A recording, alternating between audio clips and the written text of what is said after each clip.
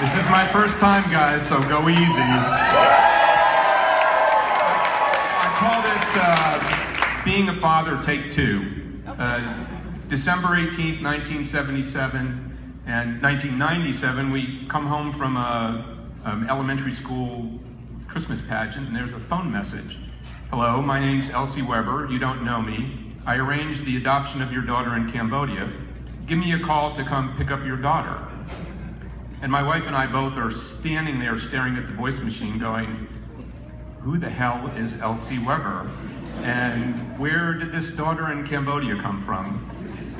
Long story short, we had been working international adoptions. We had fired our adoption agency. Elsie Weber, at some point in time, we had given a power of attorney to, and Elsie executed her power of attorney. And we had become parents actually almost a month earlier. We just didn't know this. So we were standing there going, do we call her back? What do we do? And then ultimately we called her. And 2 days later, a photo shows up. This really small little girl, 2 years old, wearing a red dress. And the picture pretty much sealed it. And 2 weeks later, we're off on a plane flying from Houston to San Francisco, to Narita, to Kuala Lumpur, and ultimately getting into Phnom Penh. It was about 36 hours. We arrived at 9:30 in the morning, and the only two things that we had been able to get out of the adoption agency that actually were true about any of our adoption, even though we had fired them, was that the hotel in Phnom Penh was nice, and that it's really hot in Phnom Penh. And they were right about both of those things. We managed to get from the airport, I'm not sure how, taxi. The crush of people when you walk out the door was amazing. Got to the hotel probably around noon. We had 2 phone numbers that Elsie had given us in the course of all of this, which were our contacts. And we did what you would do when you get to Cambodia and you've not slept for 36 hours. You pick up the phone and you try and call these 2 people. And then you find out that the phones in Cambodia aren't working at that point in time.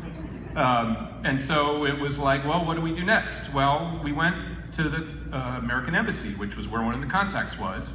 That was easier said than done because it's not marked, and you sort of wander around Phnom Penh, even though you've got a driver that knows where it is. But you can't figure out how to get into the building because it's truly not marked. Ultimately, we found our way in, and you go in there and there are 4 windows. There's 3 windows that are for foreign nationals, and there's 1 window that's for American citizens. And we go up to the American citizens window and we say, we're here to see Bruce Howard. He's got the paperwork on our daughter. And the person behind the window goes, they stopped doing adoptions in Cambodia in 1993. You should go back to your hotel. And we were like, okay.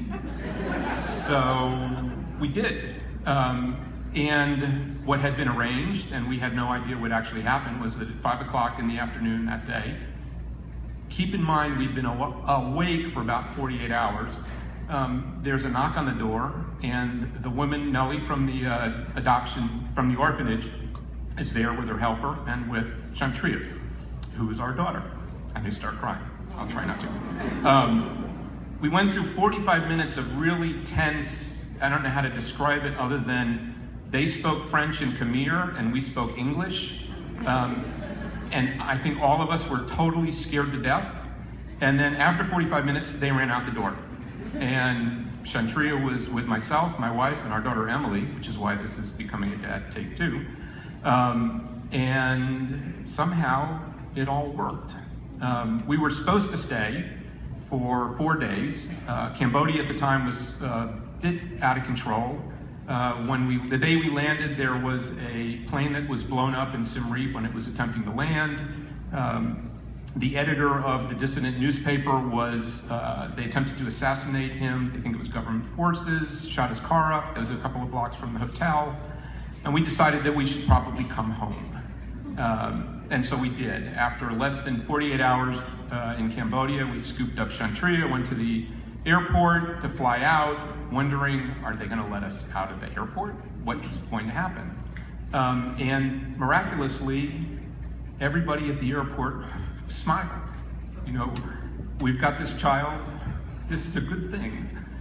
We got on the plane, flew, Phnom Penh to Kuala Lumpur, to Taipei, to Los Angeles, which is where Chanter became a resident alien with her passport stamped and such. And then we ended up in Houston. And as everybody that is out there knows, if they're a parent, that's really when the fun began. That's my story, and my advice to you guys is make sure you check your phone mail when you get home tonight, because Lord knows what kind of a message might be out there for you.